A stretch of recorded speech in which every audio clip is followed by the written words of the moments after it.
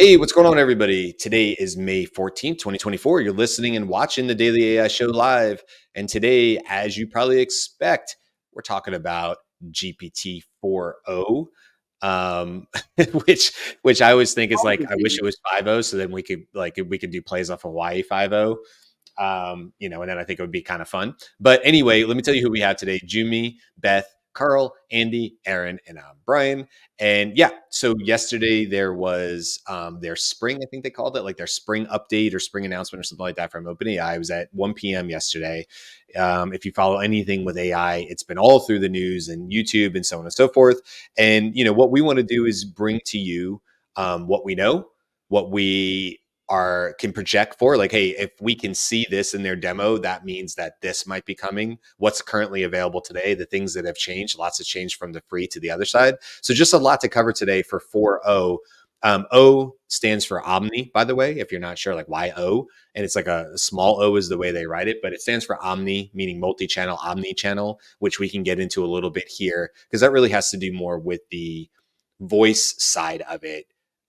So I think, I don't know, guys, as we sort of think about this, maybe Karl, you want to sort of set us up here. But there was really, as I saw it yesterday with the announcement, Mira got on there, and there's really sort of two sides of this. There's, hey, we're basically giving a whole lot more to the free side.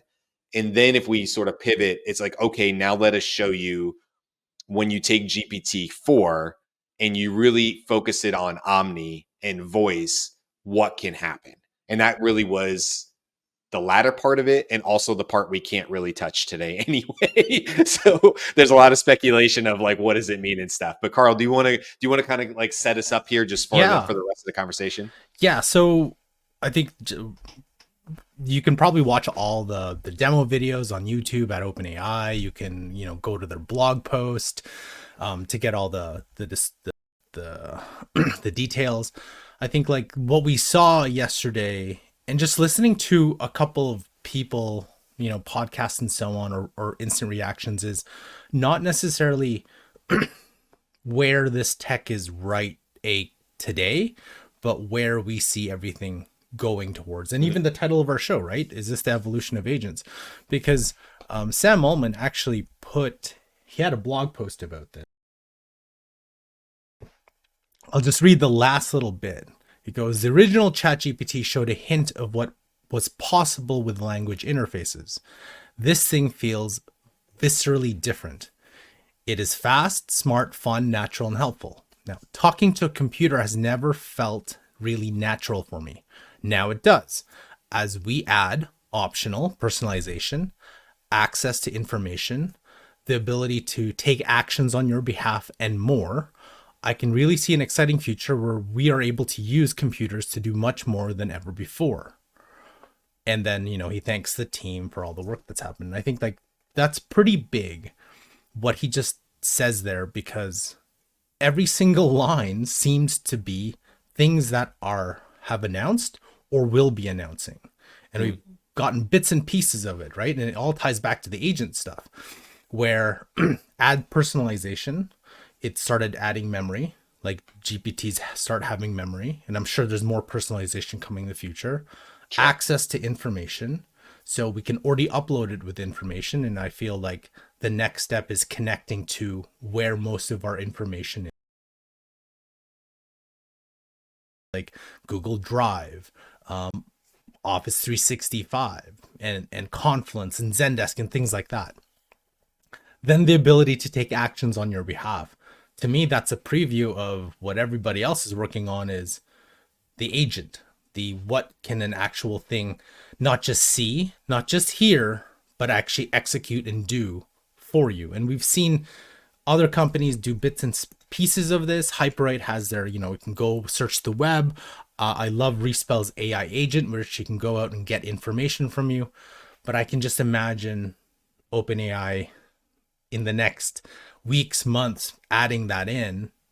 And then if you take that all together, plus search, so now you have an agent, again, that can see, hear, you can have conversations with, that you can ask it to solve problems, get ideas and advice in real time, and then take action for you. And then using the data you already have That's pretty powerful if you take it all together. So I think this is a layered announcements of one after the other. And to me, the biggest prediction I still have is WWDC. Mm. Siri is now powered by OpenAI. It just, to me, makes sense that Allegedly, we don't know. Yeah, allegedly, yeah, right? it may be announced. Yeah, It there may was a not, but lot like, of speculation about that before.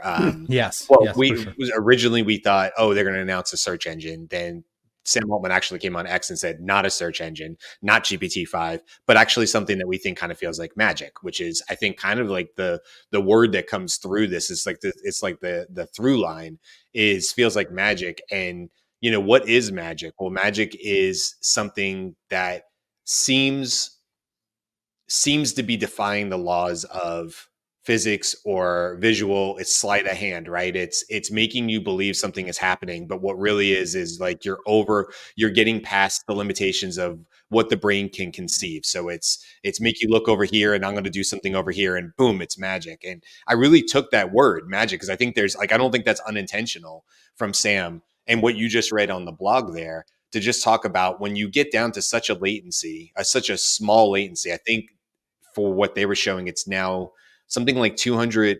I'm gonna have this wrong. I think they said something like 200 milliseconds, which is close to how quickly the brain processes and reacts in a normal conversation. And not only the live stuff they showed, but also all the videos that they posted, and they posted a lot on their Yeah. blog. I highly recommend everybody on our audience go check those out because there was a lot of cool use cases from harmonizing to translation, which we saw a bit of, to two of them talking together and solving customer service problems, to about rock, paper, scissors, to about Mhm. 15 others that they did as well.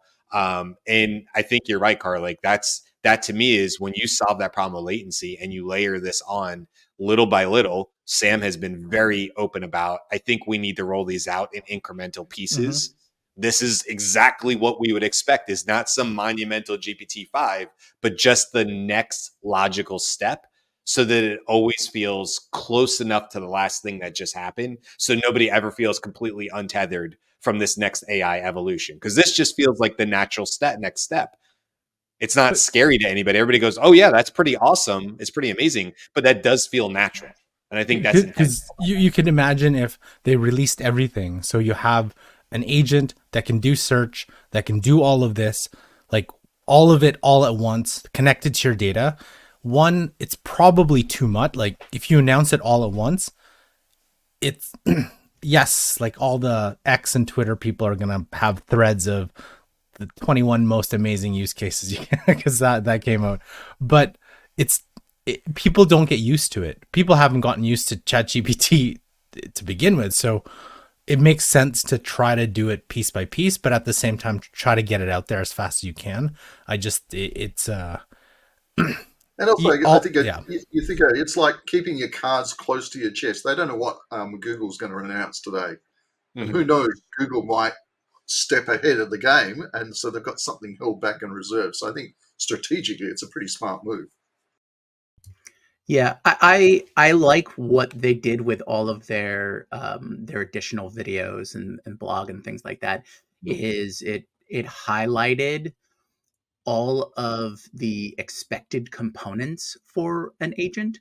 So when I ran through them, I watched everything on Vimeo and I watched everything on the blog page, and what I noticed was, oh, here's the component of agents talking to other agents. Okay, well, there's that concept of agents being able to instruct other agents to go complete tasks for them. All right, great. You know, here's the component that makes it much easier to interact with your agent, whether via voice, being via vision. All right, so there's that human computer interface component, and then just systematically went through these options and giving early use cases for the technology. And all of this does is it just, well, at least in me, it spurred these ideas. It's like, oh, okay, now I want to see it try this or try that. And so it really prepares for when they're releasing the next bit, right? And we're talking about iteration releases and things like that. So I think they did a really smart job of releasing those videos to sort of get the embers of the fires of interest going before Yeah, you make your next version of it, or your next use case of it, and things like that. yeah. Brian, you used the word magic there, and it struck an immediate thing in my head. So, for any of you sci-fi fans out there, one of my early sci-fi favorite authors was Arthur C. Clarke, and he has a saying that's quite famous. It says, "Inly sufficiently advanced technology is indistinguishable from magic."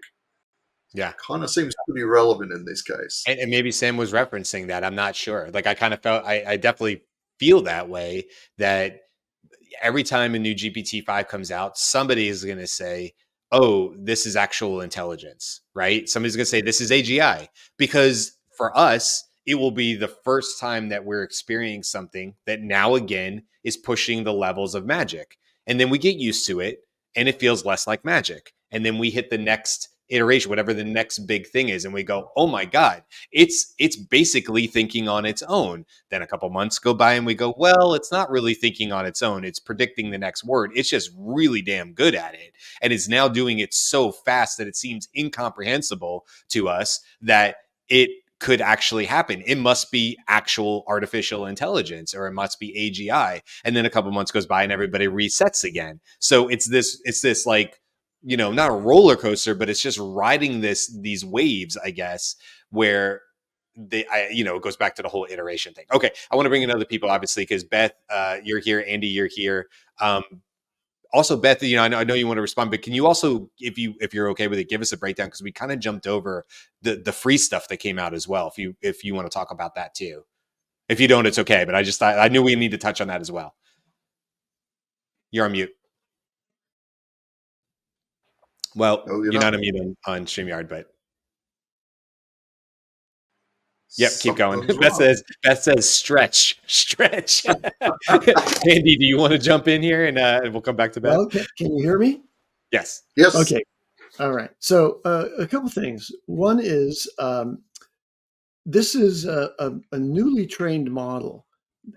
Previous multimodal models were trained in different modes in different deep neural networks, and then kind of Frankenstein ganged together to provide their multimodal capabilities. That's not entirely true. There are some, sort of multimodal first trainings that have been done before on different models, but this is the first frontier model with high level reasoning capabilities that has natural integration of vision and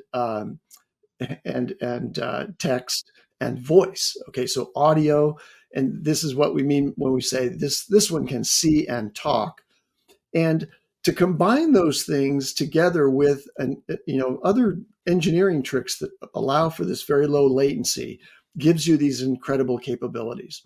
Now, I want to follow through on what Karl said, is this is kind of part of an evolution towards agent, which is kind of the theme of this show. Where are agents likely to occur first for you as a player in the world of AI? Well, it's going to be on your devices, right? And most importantly, most of us who work and really need assistance with an agent are doing it on the desktop. Mm-hmm. So a key part of what OpenAI announced, and which isn't immediately available except to a very small group of beta testers, is a Mac OS app on the desktop. And of course, it's going to be provided for Windows as well, because Microsoft.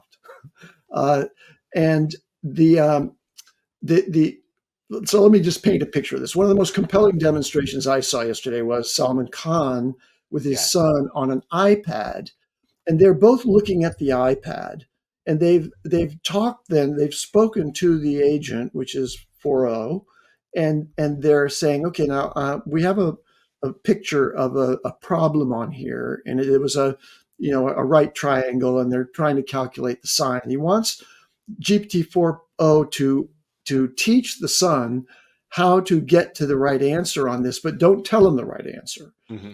And so let's just step back for a minute and see what's happening there. There then proceeds a nice progression, beautiful tutoring by the AI in conversation with the son. But what's really happening there is that somehow It's not clear in the demo how they're doing it, but somehow 4o is able to see what's on the screen. Now, it could be that they've ganged together a camera above that's looking at the screen of the iPad, but I think it's more likely that the Mac OS app is running on the iPad. They actually show it. They show screen share. They show They, that they press screen share, and okay, so good.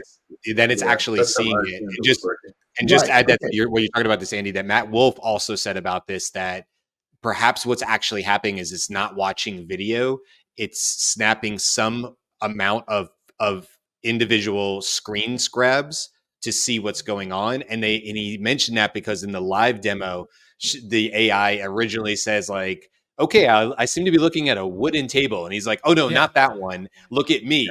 And he goes, look at the most recent one you have or whatever. And so he goes, I wonder if that means that it's what it's really doing in a very great, novel, seamless way is taking screenshots. So I just wanted to add that really quickly. Yeah. So, and what's doing that is an app on the device, Right. right? So now this could be possible with a browser, but it's much more effective in looking at your desktop and local apps, not just what's showing in the browser. If there's an app on your desktop that's running 4o, okay, or integrating with 4o.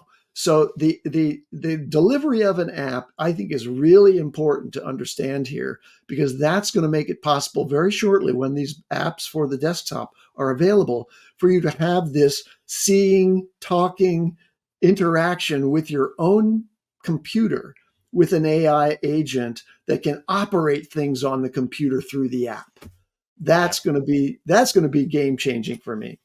See, and that's my point too. That's what I've been looking for. Can you hear me now? Yes. Thank you. Because for me at least, and I wonder if it's true for everyone, it is a different brain track for me. It's why I have what I refer to as my lady wiretaps, because we all have them. Most of us have them. Like I set a timer that way, as opposed to going to a different app and a different screen and having to type something. I can do what I'm doing and then speak about it without losing my focus or my intention or my track. And that is so exciting, right? Yeah. To be able to have the phone like with me, next to me, looking at my screen too, and being able to like collaboratively move back and forth with that. Well, I think that's, yes, a game changer. This is no, like listen, here's a very real use case of that, Beth, right now, literally right now. Think about this. They showed it, by the way, of it sitting and listening in on a Zoom call. Okay. Jimmy, how long do you think it'll be before we'll be able to set this up on desktop? It'll record exactly what we're seeing. All of us are seeing on our screen right now. Yeah. Not only will it be able to easily distinguish and isolate who's talking about what on here, it may in the future be able to isolate that voice, which would totally revolutionize pulling clips and all this stuff in there. If it's able to do a good job of understanding, it may also look at it and say, Andy looks bored right now. When you guys were rambling on, Brian, one advice we would give you as feedback for the show is shut up and make sure that other people have the appointment to talk, because I could see Andy was looking down or off to the side of the screen. Like when you add vision, depending on how rapidly it's able to keep up with what's going on the screen grabs and all that, man, where are the possibilities if it sits as the AI agent on the show, then only takes the information and then does agent things with it and sends it off to Google Docs for us and Slack, our Slack channels, our internal site, or our newsletter. Oh, That's definitely. our newsletter is coming, and Yeah. other right? What do you think, Jimmy? Because I totally see that. I think you're spot on. You're spot on. The thing that hit me, the first idea that hit me was like, all of my meetings will go super efficiently because it can tell me in real time all of the things that we talked about.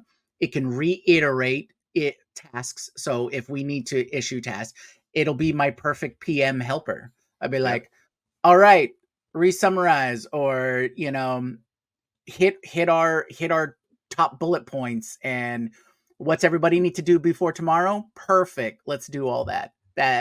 Yes.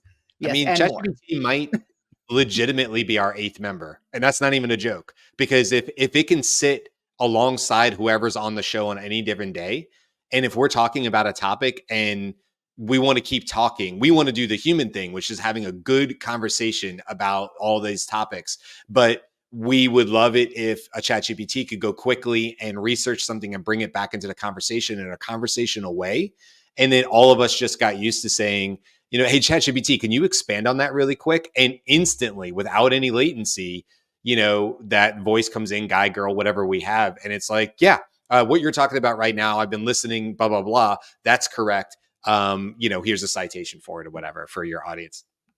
I mean, I totally see that as a thing.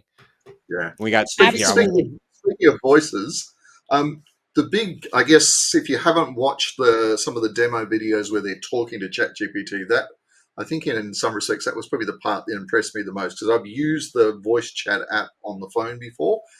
It's got latency. I mean, there's 2 to 3 seconds. It's slow. It's not effective. I found it useful to do a bit of a verbal dump if I wanted to just transcribe it and then do something with it. But it wasn't something you could have a conversation with.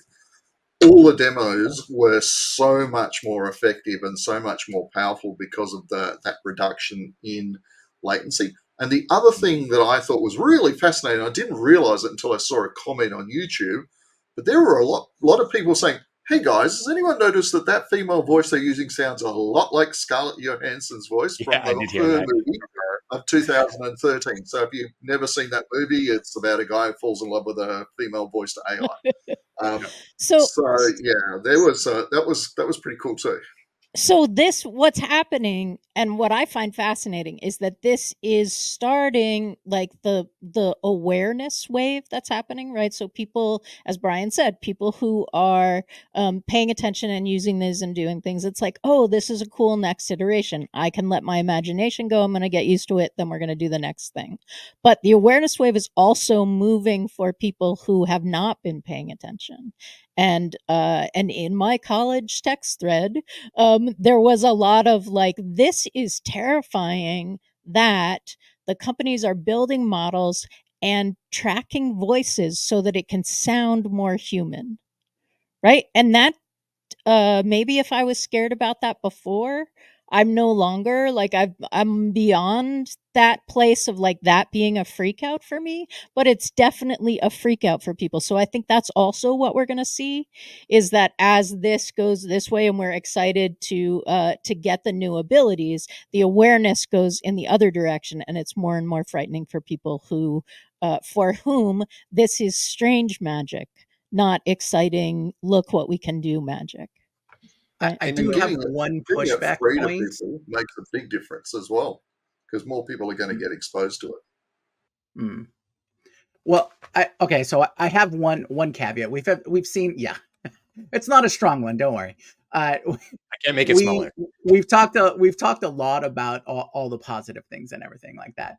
The one thing, and I might just be harping on something, but is in a lot of the examples, whether it's the demo or the other additional blog videos and things like that, is they've had to cut off the ChatGPT, or they've had to cut off the model, right? Because the model will be a little more verbose than they want. Yes. You could explain it away as that they want to, continue on with their demo, things like that. I'm sure that can be mitigated in your custom setup. Now, what I'm afraid of though is, if this is the normal behavior, will people who use the AI more and more often just start cutting people off in the middle of their sentences? Because it'll be the natural, their natural way of speaking and interacting. It's like, oh no, I'm done listening to you. Okay, that's enough. Moving on. Just like you said, Brian, earlier in the show.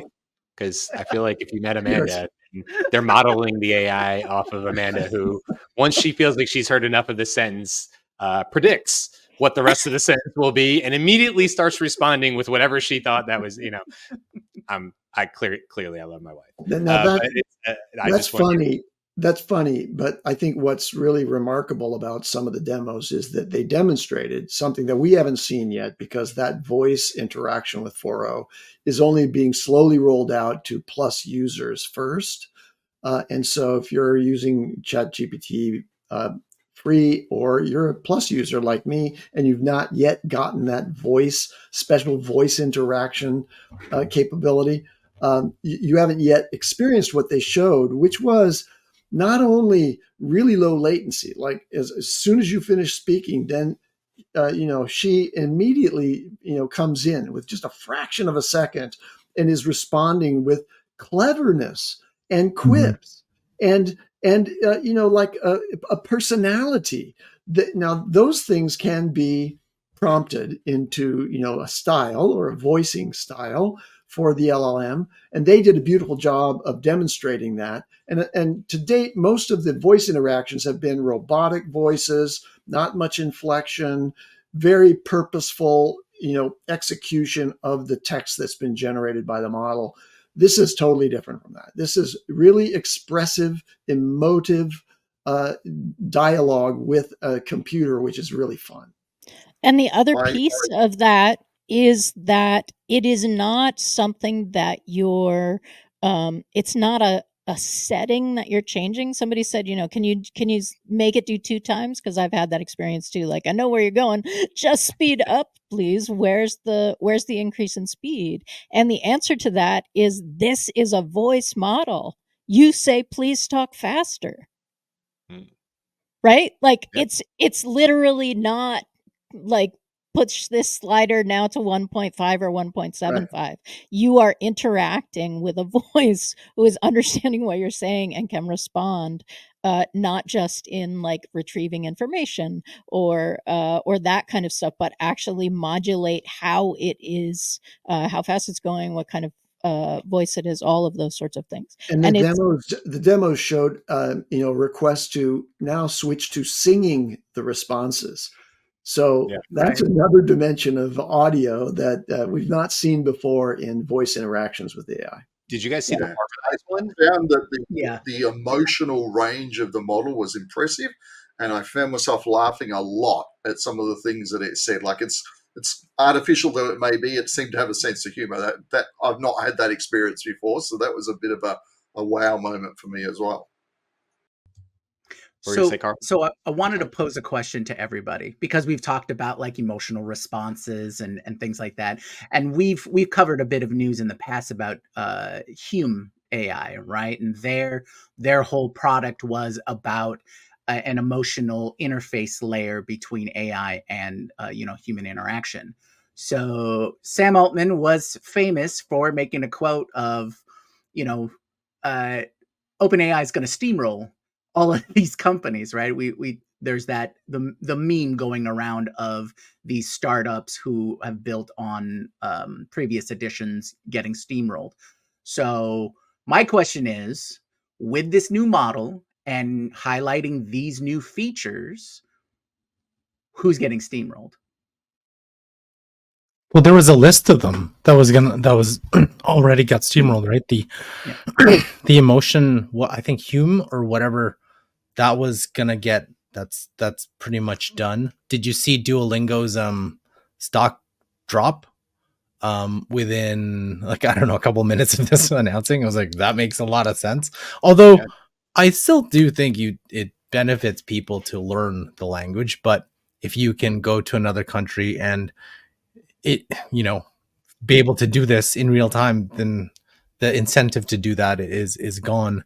But then I think so there's the direct impact to a lot of companies that are I think there was a list somewhere on X that I saw, but then the indirect impacts, because even I'm thinking, if you have something that can see while you work in real time and ask it, the profound impact, I can't think of what will impact that, but like, think of personal tutors.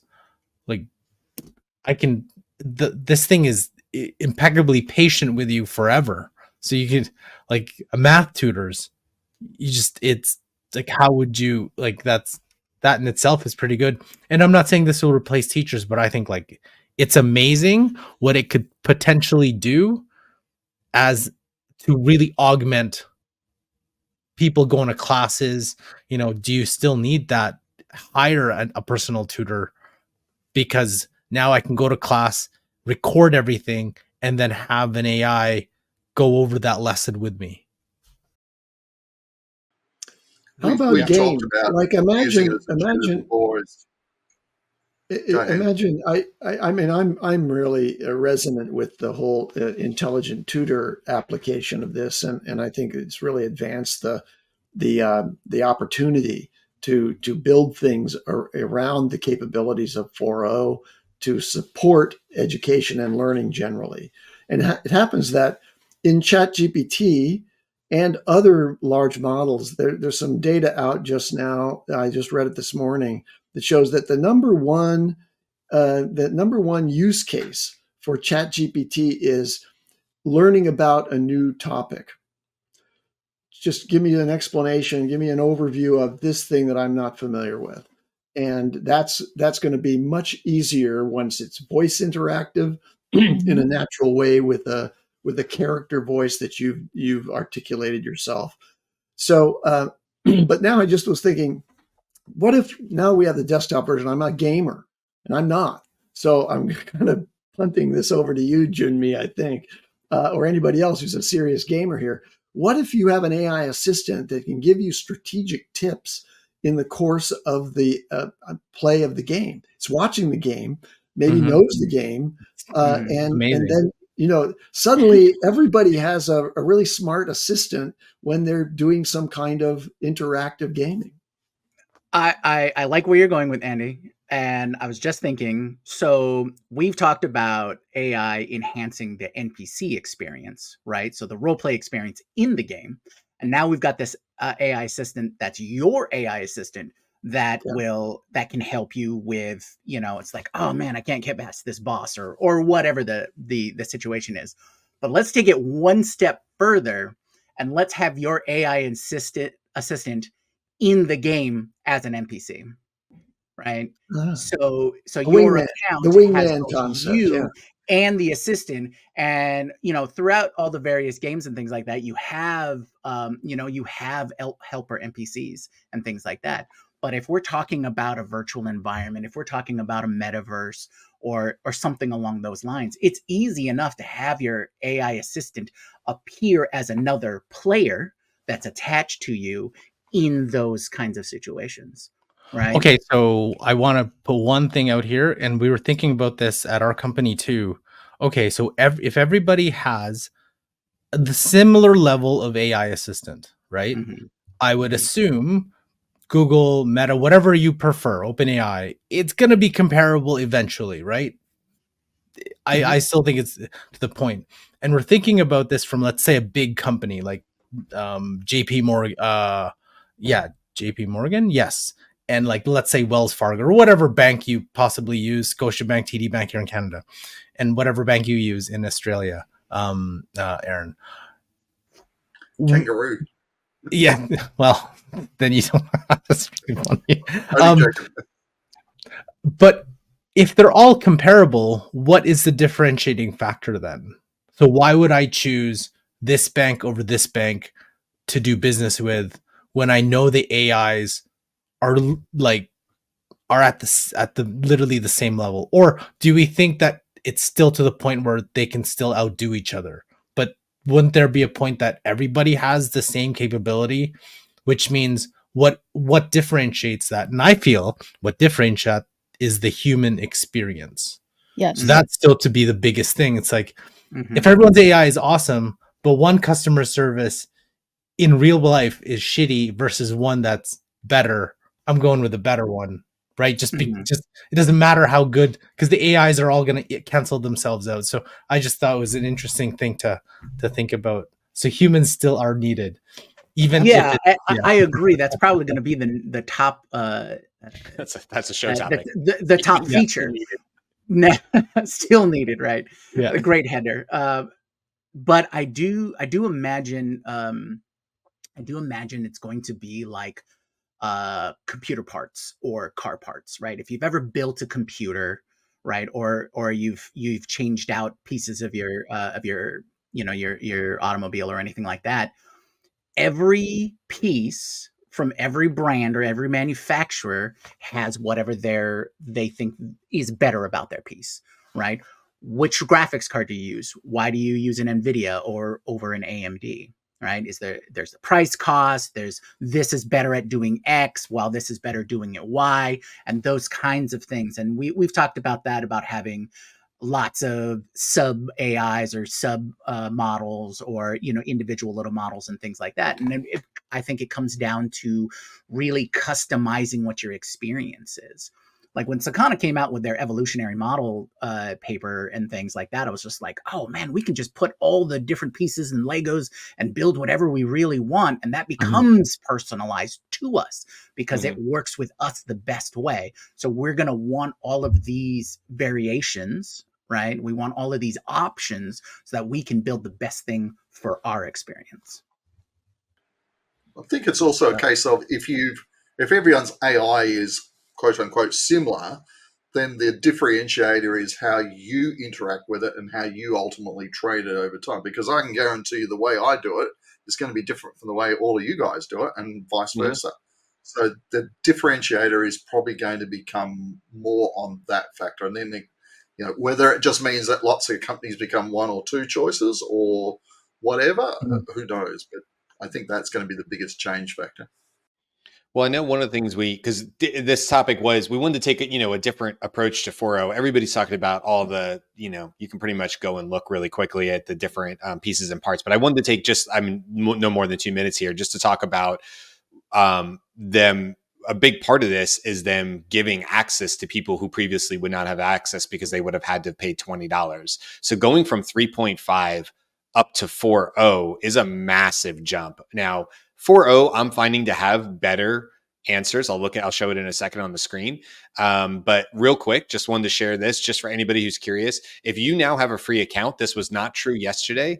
I'm showing a free account right now. And if you look all the way up in the URL, it says $model equals GPT-4o. And if I drop down, you'll notice that the only options now are ChatGPT, which is 4o, or I can move up to plus. There's no more 3.5 in here or anything like that. So now on a free account, you do in fact have access to GPT-4o. So now you might be asking, what about custom GPTs?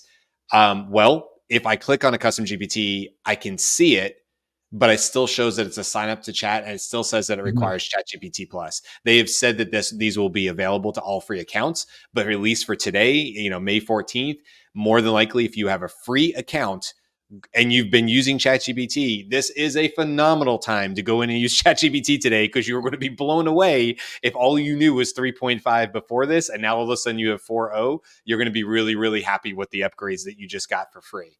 I am curious about what are the limits, right? Because what's the incentive for me to keep paying? So the limits are 5 times the limit, whatever that's going to be. And on their documentation, it says that plus accounts get 80 interactions with 4o, or 80 answers from 4o in a 3-hour period. And then they said 5 times. So I would assume either the free accounts get a certain allotment for the day, or they get a lesser allotment every 3 hours. But what you just showed, Brian, the free accounts used to have voice interaction, and it looks like that's been taken out and will likely be able to be given back, I believe. Okay. Yeah, I didn't realize that. You're right. There's no voice in there. You can add attachments, but you cannot do voice. The other thing I wanted to share, because 2010 Cisco in our comments brought it up about temperature and using GPT-4o. I just wanted to bring this up on the screen really quick. One of the things, by the way, still a super fan of platform at OpenAI. If you've not been using the platform, you have to use a little bit of money of your API key to do it. But I still to this day use the platform for all sorts. I'm sorry, not platform, Playground. I'm using the wrong word. I apologize. Playground, the OpenAI Playground, for all sorts of different tasks. One of the things we absolutely did not have, 2 things, and you're seeing them both if you're looking at the screen right now. You could not upload images to it. I never could in the past. And you also could not do a side-by-side comparison or an evaluation. So what we're looking at here is GPT-4 Turbo compared to 4o side by side. And because 2010 Cisco, you had asked about it, I went ahead and ran a first iteration where I said, tell me a story about the person in this image. And this happens to be our thumbnail from today's show, or a variation of it. And then if you look at it, hold on, I got to get to where I can scroll on the screen. Here we go. You can scroll down on side by side. You can decide whether you like one more than the other. And then I ran it again at a temperature of 1, and then a 1.33.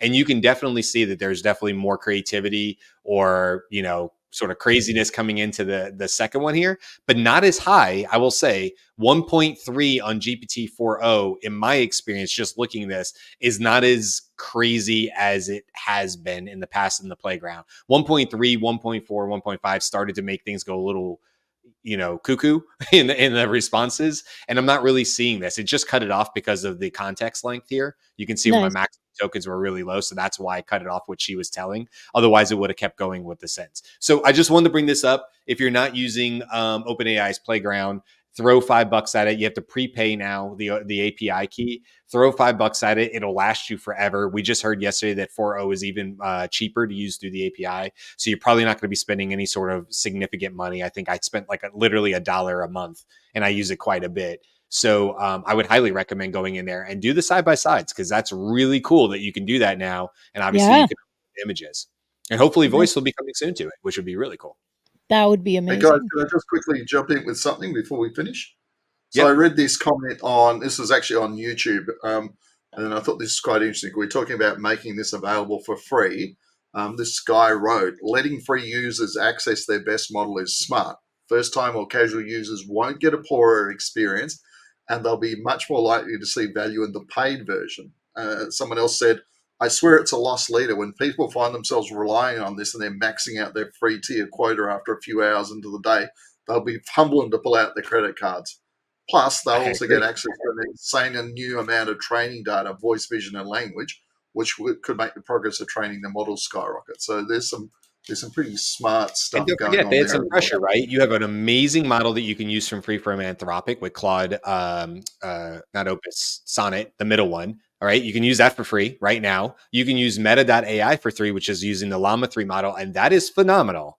You have a free version of Gemini, which I would say is not equal, but I will definitely put Meta's Llama 3 up there with GPT-4o. I get great results out of that. That's absolutely free. Go to meta.ai and you have to log in with whatever your Meta or Facebook login, and you can use it. So free, but not free, right? Freemium, however you want to look at it. So there's definitely OpenAI has had some competition where I think they kind of had to do this too, because there are now some very good models that are definitely better than 3.5, which is all OpenAI had in the past. So you figure in the last 2 months, they made it that you don't have to log in anymore to get 3.5. You can literally go to the website and use it, kind of like a Meta, but even better because you don't have to log in at all.